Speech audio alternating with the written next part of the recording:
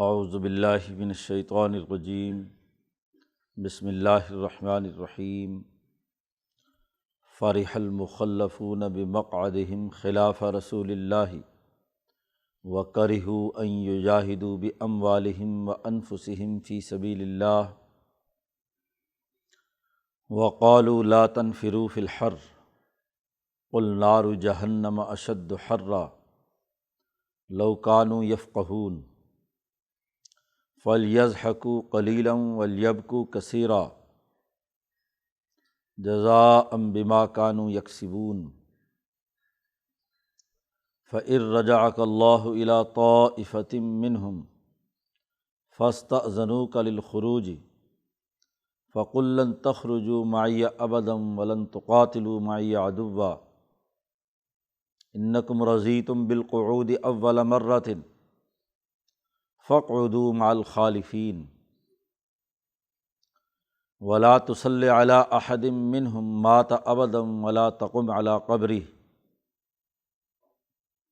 إِنَّهُمْ كَفَرُوا بِاللَّهِ وَرَسُولِهِ وَمَاتُوا وَهُمْ فَاسِقُونَ۔ وَلَا تُعْجِبْكَ أَمْوَالُهُمْ وَأَوْلَادُهُمْ إِنَّمَا يُرِيدُ اللَّهُ أَن يُعَذِّبَهُم بِهَا فِي الدُّنْيَا وَتَزْهَقَ أَنفُسُهُمْ وَهُمْ كَافِرُونَ۔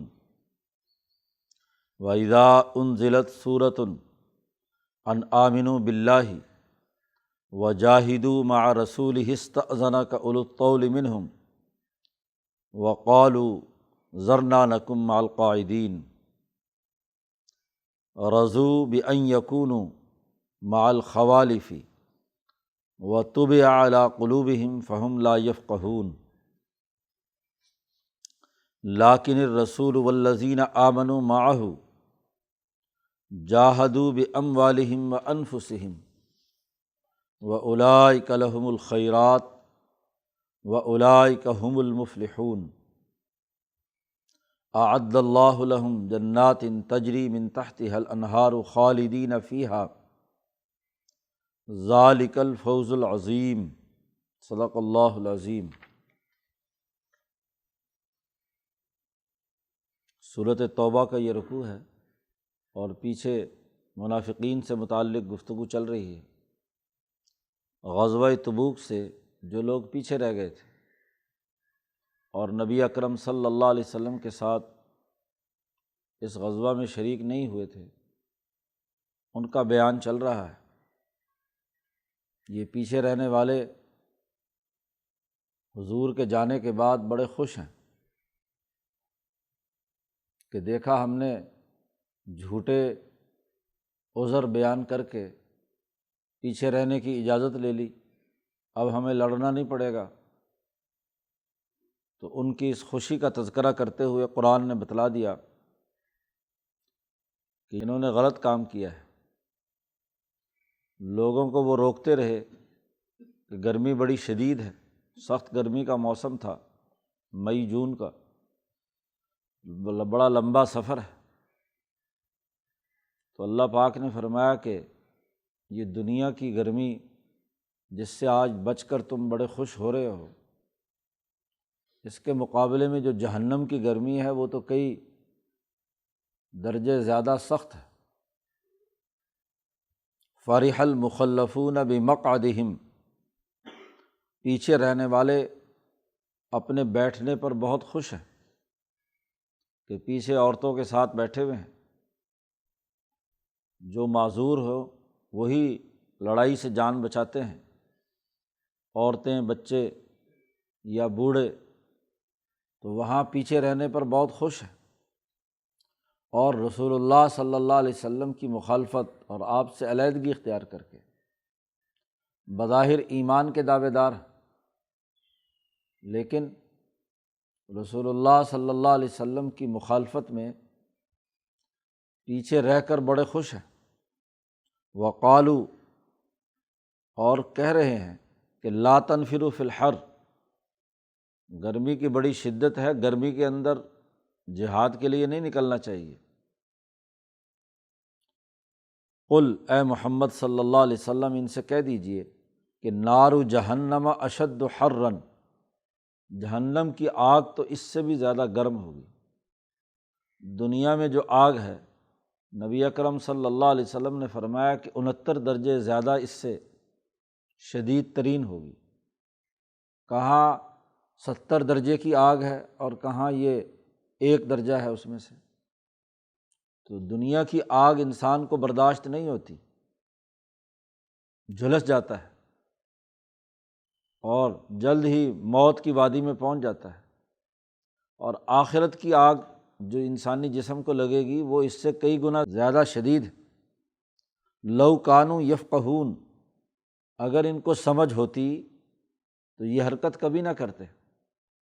آج تو یہ وقتی خوشی ہے کہ ڈسپلن توڑا ہے، اجتماعی عمل کے اندر شریک نہیں ہوئے، جان بچا لی، لیکن اگر یہ سوچے اور غور و فکر کریں تو آخرت کی جہنم اس جہنم کے مقابلے میں، اس آگ کے مقابلے میں بہت زیادہ شدید ہے۔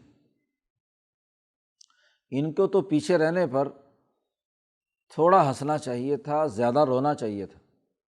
فَلْيَضْحَكُوا قَلِيلًا، چاہیے کہ یہ لوگ بہت تھوڑا ہنس لیں۔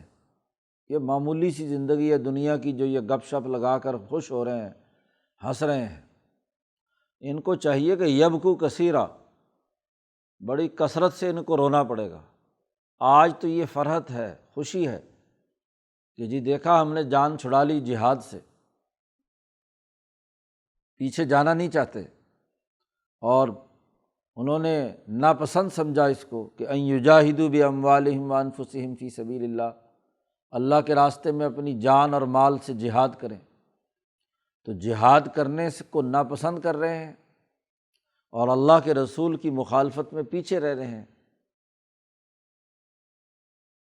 تو انہیں سوچنا چاہیے کہ ایک تو وہ جہنم کی آگ اس سے 70 گنا زیادہ ہے، اور دوسرا یہ کہ ان کو کم ہنسنا چاہیے اور زیادہ رونا چاہیے، بلکہ زیادہ روئیں گے۔ جزاء بما کانوا یکسبون، یہ بدلہ ہے اس کا جو انہوں نے یہ عمل کیا ہے، ڈسپلن توڑا ہے۔ ایک جماعت میں انسان شامل ہو اور پھر اس جماعت کے ڈسپلن کی پاسداری نہ کرے، معمولی سے مفاد کے لیے جان چرائے، اس سے جد و جہد کے راستے سے پیچھے ہٹے، مال بھی خرچ نہ کرے اور جان بھی خرچ نہ کرے۔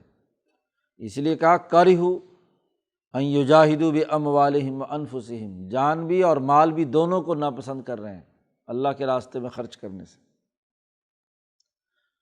جب ایک دفعہ ایک جماعت ڈسپلن توڑ دیتی ہے اور اجتماعیت کی پابندی نہیں کرتی، کسی کام کے کرنے کی عادت نہیں رہتی، تو اس کے بعد آئندہ وہ کبھی نہیں کر سکتی کام۔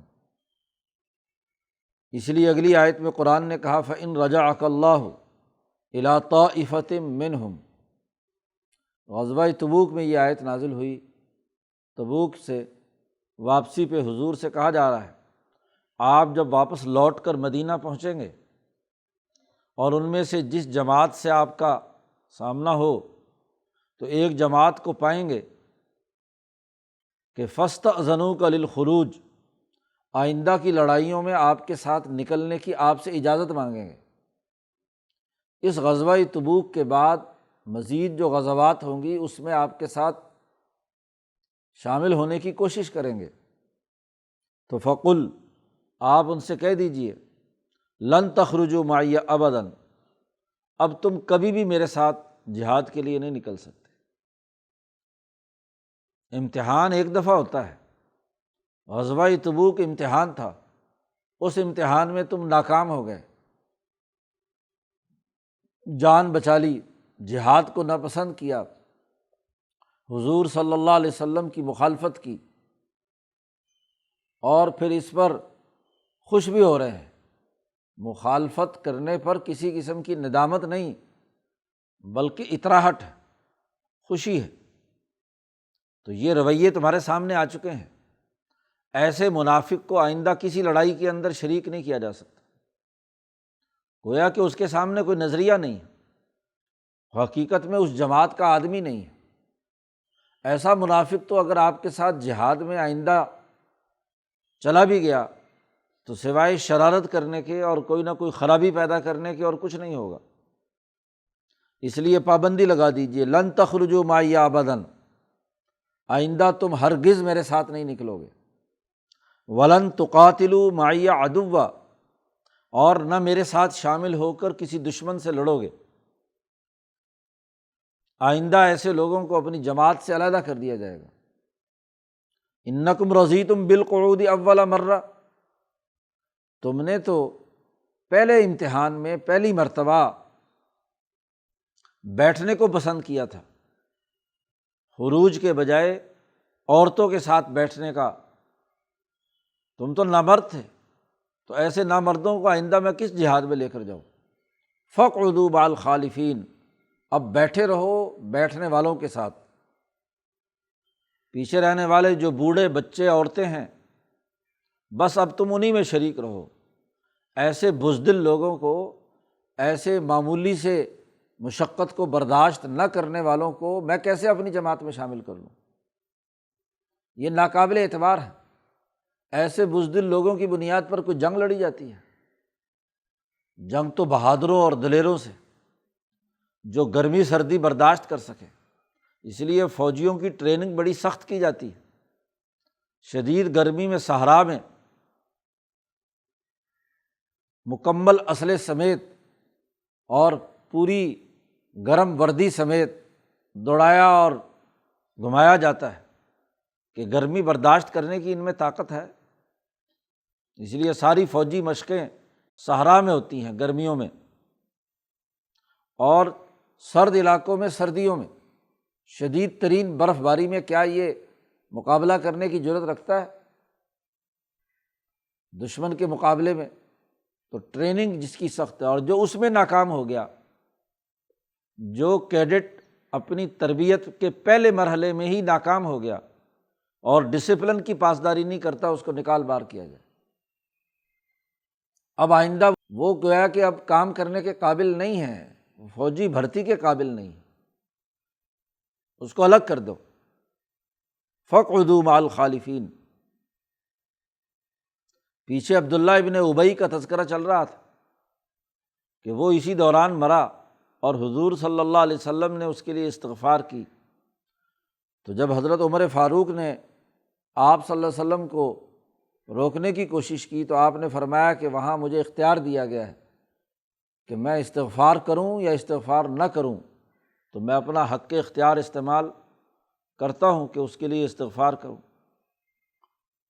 اب اگلی آیت میں واضح طور پر حضور صلی اللہ علیہ وسلم کو روک دیا گیا، وَلَا تُصَلِّ عَلَىٰ أَحَدٍ مِّنْهُمْ مَاتَ أَبَدًا وَلَا تَقُمْ عَلَىٰ قَبْرِهِ۔ ان میں سے جو مر جائے اس میں سے کسی کے اوپر آپ نماز جنازہ نہیں پڑھیں گے، ہمیشہ ہمیشہ کے لیے، ابداً۔ آئندہ جو منافق جو اجتماعیت کا حصہ نہیں بنتا، آپ کے حکم کی خلاف ورزی کرتا ہے، بظاہر ایمان کا دعوے دار ہے، آئندہ آپ اس کی نماز جنازہ نہیں پڑھیں گے، لا تصلی۔ اور ولا تقم علی قبرہ، اور اس کی قبر پر جا کر بھی نہیں کھڑے ہوں گے۔ نماز جنازہ سے بھی روک دیا گیا، اور استغفار کے لیے یا میت کی دعا کے لیے اس کی قبر پر بھی نہیں جائیں گے۔ اس کا جماعت سے کیا تعلق؟ منافق ہے۔ نبی اکرم صلی اللہ علیہ وسلم کو یہ حکم دے دیا گیا، اس کے بعد آپ صلی اللہ علیہ وسلم نے کسی منافق کی نماز جنازہ نہیں پڑھی، نہ اس کے لیے استغفار کی، بلکہ جتنے منافقین تھے ان کے ایک ایک کے نام بتلا دیے۔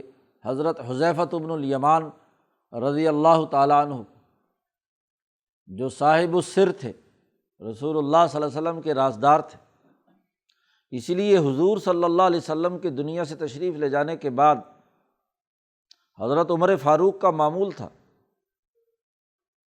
کہ کسی ایسے آدمی کی نماز جنازہ میں شریک نہیں ہوتے تھے، نہ نماز پڑھتے تھے جس میں حذیفہ شریک نہیں ہوتے، کیونکہ حذیفہ کو معلوم تھا وہ حضور کا راز تھا۔ حتیٰ کہ حضرت عمر نے بھی ایک دفعہ پوچھنے کی کوشش کی تو انہوں نے کہا مجھے منع کیا ہے کہ میں راز بیان نہیں کر سکتا، لیکن وہ ان کا طرز فکر و عمل دیکھتے تھے عمر فاروق، کہ حذیفہ جس نماز جنازہ میں شریک نہیں ہے تو حضرت عمر فاروق بھی نماز جنازہ نہ پڑھاتے تھے اور نہ شریک ہوتے تھے، کیونکہ وہ منافق، ان کے بارے میں ممانعت کر دی گئی کہ ان کی نماز جنازہ نہیں پڑھنی۔ انہم کفروا باللہ ورسولہ، بے شک یہ کافر ہیں اللہ اور اس کے رسول کے، وماتوا وہم فاسقون، اور اس حالت میں مر گئے کہ یہ نافرمان تھے، فسق و فجور میں مبتلا تھے۔ فاسقون جو اللہ کے معاہدات کو توڑتے ہیں، الذین ینقضون عہد اللہ من بعد میثاقہ، رشتہ داروں کے حقوق توڑتے ہیں، زمین میں فساد مچاتے ہیں، تو اسی حالت میں ان کا انتقال ہوا ہے، لہٰذا اب ان کے اوپر نماز جنازہ نہیں پڑھی جائے گی اور نہ ان کے لیے استغفار ہوگی۔ وَلَا تُعْجِبْكَ أَمْوَالُهُمْ وَأَوْلَادُهُمْ، آپ ان کے مال و دولت اور ان کی اولاد پر تعجب نہ کریں، زیادہ مال ہے ان کے پاس، زیادہ اولاد ہے۔ انما یرید اللہ ان یعذبہم بہا فی الدنیا، یہ جو مال و دولت اور اولاد ہم نے ان کو زیادہ دی ہے، اس سے تو اللہ کا ارادہ یہ ہے کہ ان کو دنیا کی زندگی میں عذاب دے، یہ مال و دولت ان کے لیے عذاب ہے۔ جو مفاد پرستی، لوٹ مار، ادھر ادھر سے مال جمع بھی کر لیا تو دنیا کے بھی عذاب ہے۔ کیوں؟ اس کے نتیجے میں یہ جو کامیابی کے اور ایمان والی جماعت کے کام ہیں اس سے کیا ہے؟ علیحدہ رہتے ہیں، تو دنیا کی زندگی میں بھی ذلیل ہے، اور یہی مال ان کو وہاں تک پہنچائے گا کہ تزہق انفسہم وہم کافرون، ان کی روح نکلے گی اس حالت میں کہ یہ کافر ہوں۔ بسا اوقات مال نہ ہو، ٹھوکریں لگیں تو انسان کو توبہ کی توفیق ہو جاتی ہے، لیکن یہ مال کا گھمنڈ انسان کو کفر کی حد تک پہنچا دیتا ہے۔ تو ان کا مال ان کے لیے دنیا میں بھی کوئی راحت کا باعث نہیں ہے، ان کے کفر کا ذریعہ ہے، ان کے اطراحت اور تکبر اور ان کی مفاد پرستی کو مزید واضح کرنے کے لیے، اس لیے ان کے مال و دولت پر آپ تعجب نہ کریں۔ ان مالداروں کا، سرمایہ پرستوں کا یہی مرض ہے، یہ سرمایہ پرستی کی عادت انسان کو تباہ و برباد کرتی ہے۔ اگلی آیت میں واضح کیا کہ وَإِذَا أُنزِلَتْ سُورَةٌ، جب بھی ان پر کوئی سورت نازل ہوتی ہے اور اس سورت میں یہ کہا جاتا ہے کہ ان آمنوا باللہ، اللہ پر ایمان لاؤ صدق دل سے، اور وجاہدوا مع رسولہ، اور اللہ کے رسول کے ساتھ مل کر جہاد کرو دشمن کے مقابلے میں، سرمایہ پرستوں اور متکبروں اور ظالموں اور کافروں سے لڑائی لڑو، تو استأذنک اولو الطول منہم، ان میں سے جو بڑھ چڑھ کر جو مالدار ہوتے ہیں، پیسے والے ہوتے ہیں، سب سے پہلے وہ اجازت مانگنے آتے ہیں کہ جی ہمیں لڑائی سے پیچھے رہنے کی اجازت دے دی جائے۔ اولو الطول منہم، ان میں غریب غربا تو پھر بھی کیا ہے، لحاظ کسی نہ کسی درجے میں کرتے ہیں اور بعد میں آتے ہیں ان کی دیکھا دیکھی، لیکن ان کے جتنے لیڈر ہیں، سرمایہ پرست ہیں، اولو الطول مالدار ہیں، وہ ان میں سے آپ سے سب سے پہلے اجازت مانگتے ہیں، اور کیا کہتے ہیں؟ وقالو، کہتے ہیں ذرنا نکم مع القاعدین، کہ آپ ہمیں اس لڑائی سے اجازت دیجیے، چھوڑ دیجیے کہ ہم بیٹھنے والوں کے ساتھ بیٹھے رہیں، ہم جی فلانا عذر ہے، یہ عذر ہے، اپنی آزار بیان کرتے ہیں۔ سرمایہ پرستی کا مرض، مال و دولت کی کثرت اور تعیشات میں پڑے ہوئے لوگ کاہل اور سست ہو جاتے ہیں۔ جب بہت عمدہ کھانے کو ملے اور کام کاج کچھ نہ ہو تو پھر سوائے بیماریوں کے گھر کرنے کے اور کیا ہوگا؟ ان میں جو بہادری اور دلیری کی صفت ہونی چاہیے وہ ختم ہو کر رہ جاتی ہے۔ تو اب وہ کہتے ہیں جیسے عورتیں کچھ نہیں کر سکتی، چل پھر نہیں سکتی، جیسے وہ بوجھل ہوتی ہیں ایسے ہم بھی کھا پی کر اتنے موٹے ہو گئے ہیں کہ چلنا پھرنا مشکل ہو گیا، حرام خوری کے اثرات ان کے جسم پر ظاہر ہیں۔ برائلر کی طرح پھول جاتے ہیں کھا کھا کر، اب چلنے کی طاقت اور قوت نہیں، تو کہتے ہیں نکم مع القاعدین، ہمیں بیٹھنے والوں کے ساتھ بیٹھے رہنے دیجیے۔ جیسے برائلر مرغی نہیں اٹھ سکتی، ایسے یہ بھی کیا ہے، چل پھر نہیں سکتے۔ تو یہ تعیش پسندی، سرمایہ پرستی، دولت کی ہوس نے ان کے اندر یہ خرابی پیدا کر دی۔ عرب معاشرے میں یہ بہت بڑی بات تھی کہ انسان عورتوں کی طرح گھر دبک کر بیٹھ جائے۔ اللہ نے کہا رضو بأن یکونوا مع الخوالف، یہ بڑے خوش ہیں، خوالف کا جملہ کہا ہے، عورتوں کے ساتھ بیٹھنے کو۔ ہاں جی، کیسے مرد ہیں جنہیں لڑنا تھا وہ لڑائی کے بجائے عورتوں کے ساتھ بیٹھے ہوئے ہیں، مع الخوالف، پیچھے رہنے والی عورتوں کے ساتھ بیٹھے رہنے پر راضی ہو گئے، تو مردانگی کیا ہوئی؟ یہ تو کیا ہے، شکستگی ہے۔ اور اصل بات یہ ہے کہ وَطُبِعَ عَلَىٰ قُلُوبِهِمْ، ان کے مسلسل اس غلط روی کے نتیجے میں ان کے دلوں پر مہر لگا دی گئی۔ جب کوئی غلط کام مسلسل کیا جائے، سرمایہ پرستی کا مرض پیدا ہو جائے، سستی کاہلی غالب آ جائے، تو گویا کہ مہر لگ گئی کہ اب آئندہ یہ کسی کام کا نہیں ہے۔ اس لیے جو سپاہی جس کی توند بڑھ جائے، جو چلنے پھرنے کے لیے کام نہ کر سکے، تو تمام فورسز سے اسے نکال کر باہر پھینک دیا جاتا ہے۔ جو عورتوں کی طرح بیٹھنے کو پسند کرے، وہ مشقت برداشت کرنے کی اہلیت نہیں رکھتا، اس لیے کسی فورس میں اسے شامل نہیں کیا جا سکتا، نکال دو۔ ایک طرف ان کی یہ حالت، اور دوسری طرف رسول اللہ صلی اللہ علیہ وسلم اور جو ان کے پر ایمان لانے والے ہیں، معہ جاہدوا باموالہم وانفسہم، وہ اپنے جان اور مال کے ساتھ نبی کے ساتھ مل کر جہاد کرتے ہیں۔ ایک طرف وہ فوجی قوت ہے جو ہر مشکل گھڑی میں، گرمی سردی میں، غزوہ تبوک کے لمبے سفر میں وہ رسول اللہ صلی اللہ علیہ وسلم کے ساتھ ہے، تو کیا ان کو اور عورتوں کے ساتھ بیٹھنے والے بزدلوں اور سرمایہ پرستوں کو برابر پلڑے میں تولا جا سکتا ہے؟ نہیں۔ جو لڑائی لڑنے والے ہیں وہ اعلیٰ درجے کے لوگ ہیں، وَأُولَٰئِکَ لَهُمُ الْخَيْرَاتُ، انہی کے لیے خوبیاں ہیں، دنیا کی خیر اور بھلائی بھی ہے اور آخرت کی بھی۔ وَأُولَٰئِکَ هُمُ الْمُفْلِحُونَ، اور یہی لوگ ہیں جو اپنی منزل مقصود تک پہنچنے والے ہیں، جو انہوں نے ہدف مقرر کیا ہے بین الاقوامی انقلاب کا، قیصر و کسریٰ کو شکست دینے کا، اس میں ان کو ضرور کامیابی ہوگی۔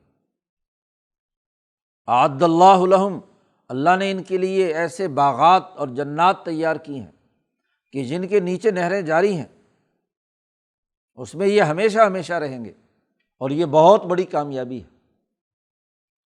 تو اس رکوع میں واضح کر دیا کہ ایک وہ ہے جو لڑنے کی سکت نہیں رکھتے، سرمایہ پرستی، اور پھر پیچھے رہنے پر خوش ہیں، عورت بننے پر خوش ہیں، اور ایک وہ ہیں جو اپنی جان مال ہتھیلی پر رکھ کر اس اعلیٰ مقصد کے لیے قربان ہونے کے لیے تیار ہیں۔ تو دونوں کے لیے دو الگ الگ نتائج، ان کے لیے دنیا میں بھی ذلت اور رسوائی ہے اور آخرت میں جہنم ہے، اور ان کے لیے دنیا میں بھی اپنے مقاصد و اہداف کو حاصل کرنا ہے، اور آخرت میں بھی ان کے لیے جنات ہے۔ تو یہ فرق اور امتیاز دونوں جماعتوں میں اس رکوع میں اللہ پاک نے بیان کر دیا۔ اللہ پاک قرآن حکیم کو سمجھنے اور اس پر عمل کرنے کی توفیق عطا فرمائے۔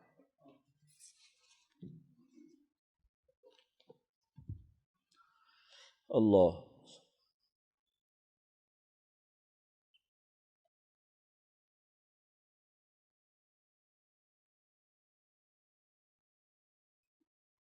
اجمعین۔